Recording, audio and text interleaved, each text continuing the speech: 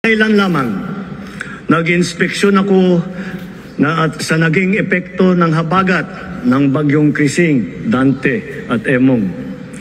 Kitang-kita ko na maraming proyekto para sa flood control ay palpak at gumuho. At yung iba, guni lang. Huwag na po tayo magkunwari. Alam naman ng buong madla na nagkakaraket sa mga proyekto. Mga kickback, mga initiative, errata, SOP, for the boys. Kaya sa mga nakikipagsabwatan upang kunin ang pondo ng bayan at nakawin ang kinabukasan ng ating mga mamamayan, mahiya naman kayo sa inyong kapwa Pilipino.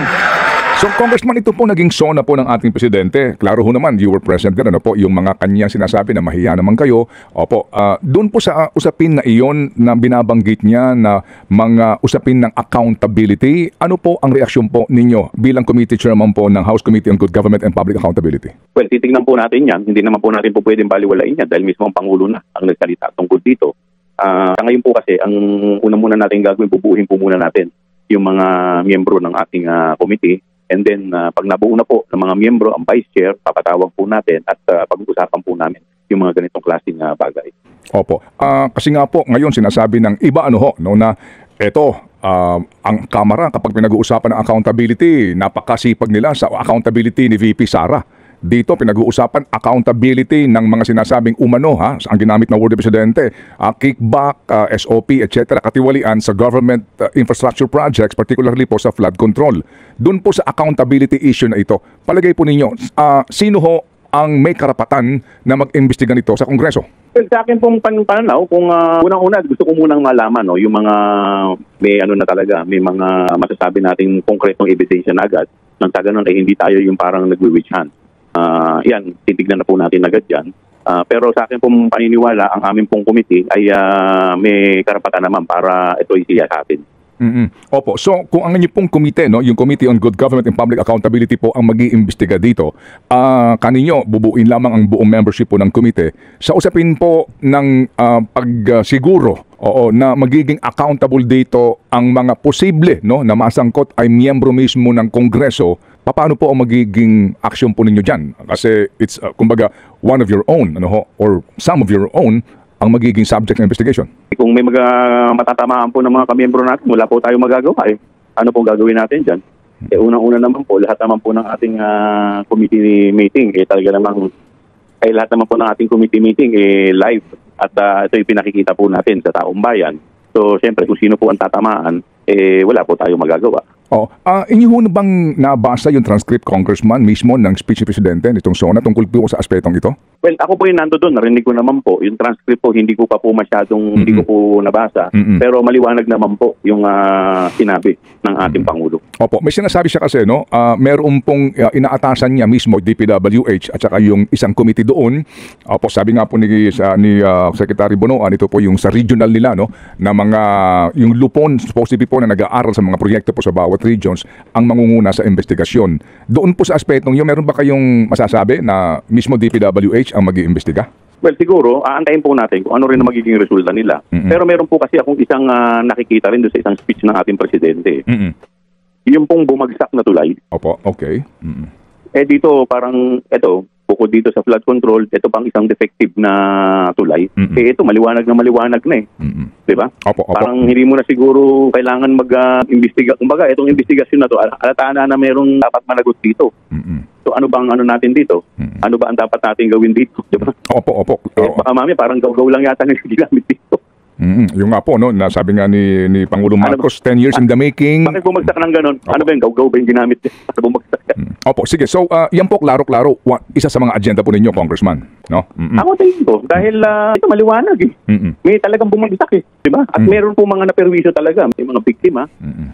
Isipin mo, hindi pa nag-iinit ang puwet yung nito, ganyan na nangyari. Ano nangyari? Opo.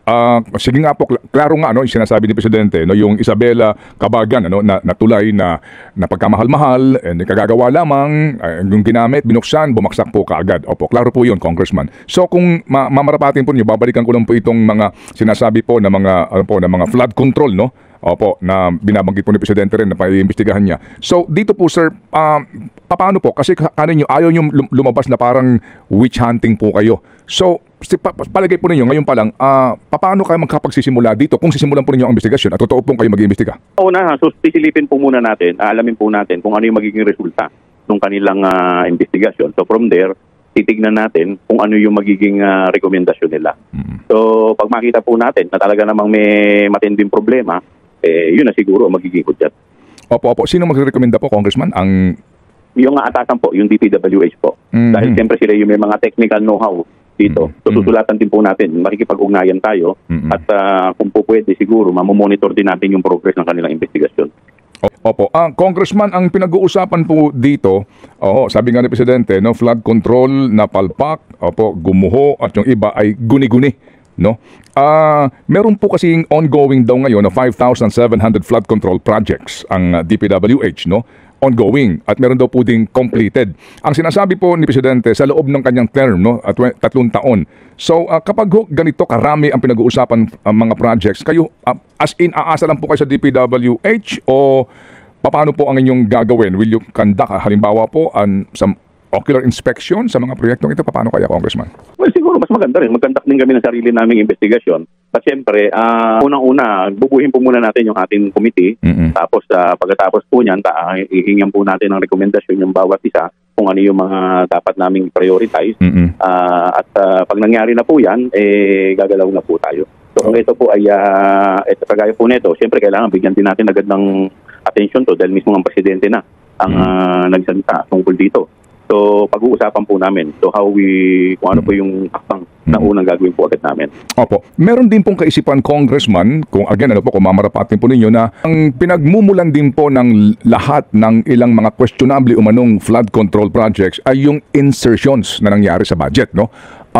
Okay. Opo. Kayo ho ba, Congressman, bukas sa kaisipan na dapat munang unahin yung mga nangyaring insertion, sino ang nagpasimuno ng insertion, at yung mga nagpasimuno, unahin yung kanilang mga pinanggagalingan lugar o distrito? Pwede rin naman. Pero kasi po yan, sa Committee on Appropriation yan eh.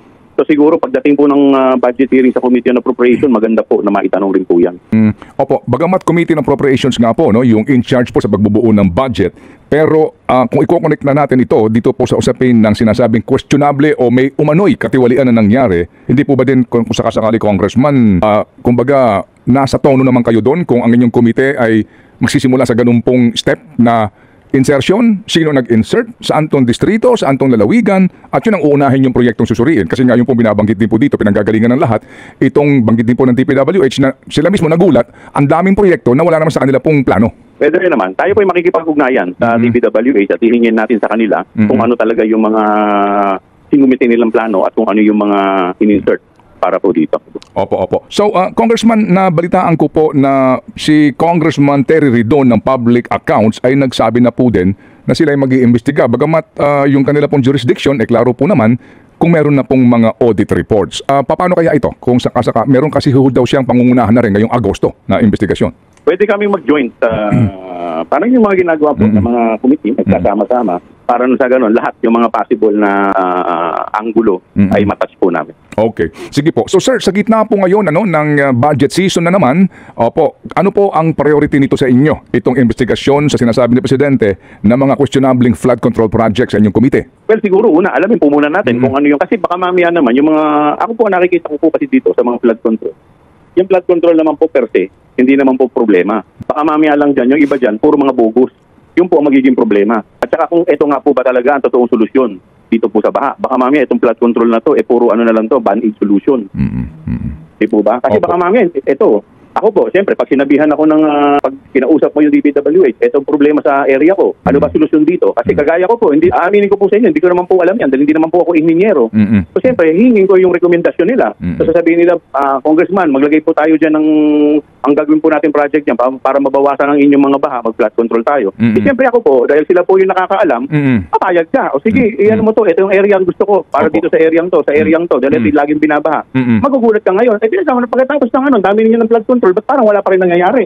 Diba? Sabihin naman nila na, so yun po ang dapat natin tignan. Kasi baka mamaya, lagi tayo nakatingin dito. Maaaring, nagsusubside, maaaring yung dating baha, kung hanggang bewang, ngayon hanggang tuhod na lang, maaaring tama naman yung solusyon, pero ang tanong, ito ba talaga ang permanenteng solusyon? Siguro dapat pag-aralan din natin kung ano talaga. Kasi ang nangyayari, tingin ko, pwede namang nakakaginhawa rin yan. Kasi may mga area rin naman tayo ng mga talagang hindi na rin ganung binabaha. Opo, Pero ang opo. tanong, ito ba talaga ang solusyon?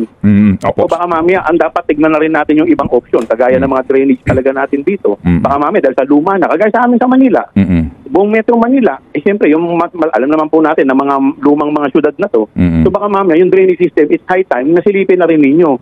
Baka yung kailangan pungkalin na rin natin. Nang sa ganun, Opo.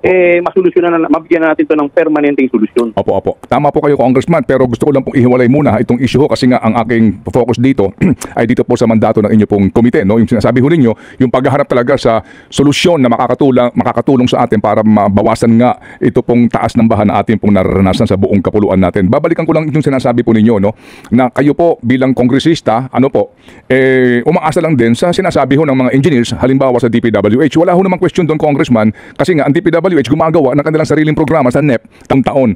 Pero sila nagugulat doon sa insertion na ginagawa ng ilang mambabatas, no, na sila mismo nagugulat na all of a sudden mayroong 100 milyon sa gantong lugar, distrito o lalawigan na hindi naman sila humihingi. At sila, kumbaga, wala pang plano. Saan nila gagamitin yun? Yung pong aspeto niyo, ano po yung reaksyon? Pag nagkaroon po ng investigasyon, dyan po, lahat po yan mabubuksan. Ako naniniwala po na siguro naman, sila po ay nagsasabi ng totoo kung ano po talaga. Kung at ito ba kung na-implement, baka mamaya may nag-request. Sinabi na kulang dito dahil lang hindi nila nakikita. O ano nangyari? O assuming, nag-insert. Naging epektibo ba? Kung hindi naman or na-implement ba? Kasi baka mamaya nakakatakot din dyan. Mamaya naglagay din ng ganyan tapos post naman pala. Hindi naman totoong ilagyan. Mas malala. Ghost project. Hindi, baka mamaya ganun eh. Di ba? Hindi po natin masasabi. Baka mamaya kaya maaaring nakalagay doon ganito. Tapos ghost project naman pala. So dapat makita rin natin yan. Yung pong sinasabi na common na pinanggagalingan ng mga kickback na dredging at desilting na para bagang ghost project din po. Doon po sa ganun pong usapin, meron ho ba kayong informasyon doon? Wala eh. So lahat po yan, siguro pag nagbuksan na natin yung investigasyon, malamang malalaman na po natin lahat yan.